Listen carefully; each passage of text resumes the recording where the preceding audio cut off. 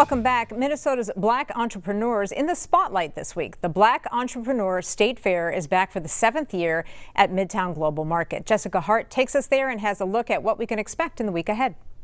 You know, one thing about me is that you're not going to catch me walking around the fair without my shades and some food in hand. And luckily in Minnesota, there's no shortage of fairs, but I did find one in South Minneapolis that's all about uplifting the community.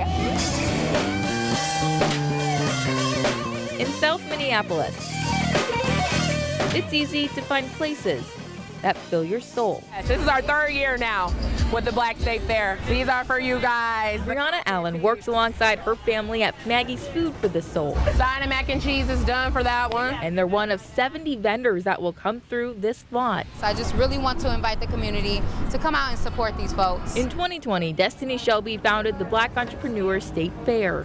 Black entrepreneurs and people of the community needed a little uplifting. Number 4.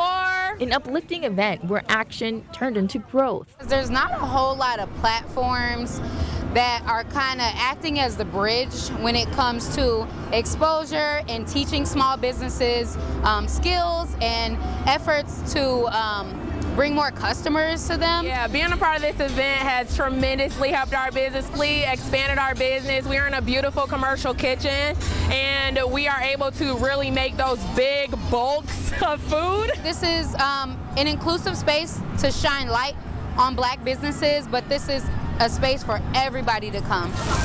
A space that nourishes the soul. I love coming to this event because it's a Black State Fair. I'm Black.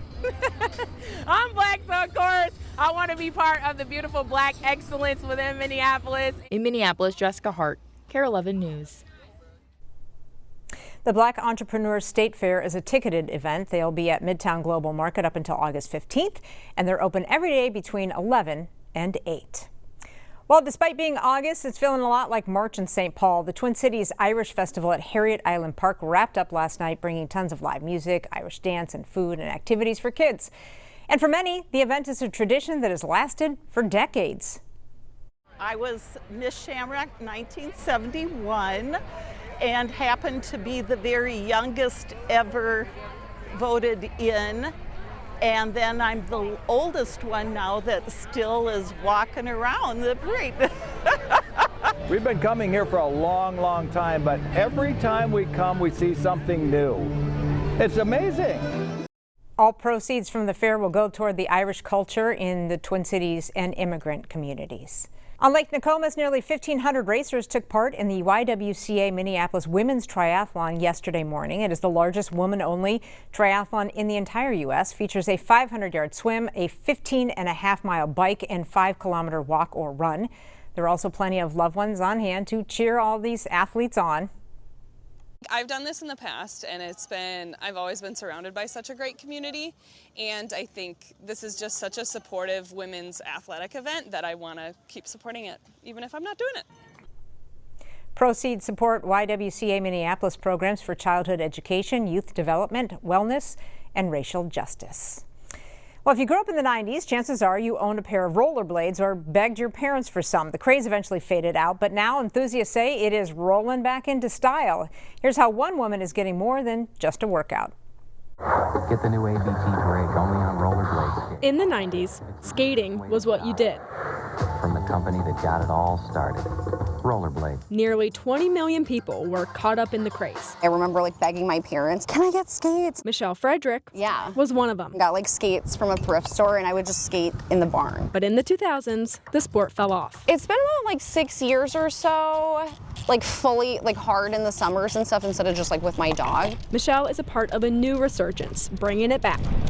The double push is you're pushing in and then out, in and then out. For a long time, skating was for fitness and a coping skill. Having skating as an outlet was the best thing I could have ever done for myself because it was a really hard time. A decade ago, Michelle's dad, John, got sick. Melanoma cancer. We were each other's people and we loved each other because of each other's flaws. The cancer reached his brain, a tumor that took away his mobility. Especially watching my dad be sick for 10 years, it was we gotta be able to do things while we still can. 3 years ago, cancer took his life. And he was a big adventurer. He's the whole reason that I'm such a thrill seeker. Her dad taught her to do the things that scared her, I do kind of associate eagles with my dad. to prove to herself she was capable. A lesson I've always she hasn't forgotten. had a hard time making friends too. All it took was a stranger, a fellow skater on a bike path, who noticed her. And he was like, oh, dang, are you going to do the North Shore Marathon? And I said, I'd like to. That man told her because of cancer in his leg, he couldn't skate anymore. He told her, go for it. It literally felt like my dad was like beyond being like, go sign up. Like, if there's no other sign. So I literally that night went and signed up for the North Shore Marathon. I was like, I'm doing it. Now, Michelle has competed in multiple skating marathons. When we got close to the finish line, I just like went as hard as I could. Like, thought I was gonna puke in the finish line, but I was like, where's my medal? With no sign of slowing down.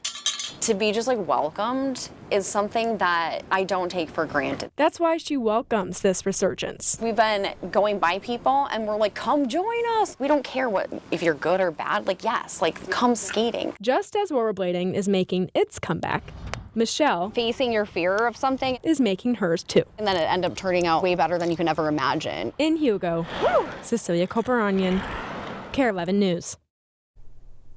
Next month, Michelle is competing again in the North Shore Inline Skating Marathon, but this time she's doing both a half and a full marathon. That is close to 40 miles. Good luck to her. Stick with us. More news and weather coming up after the break.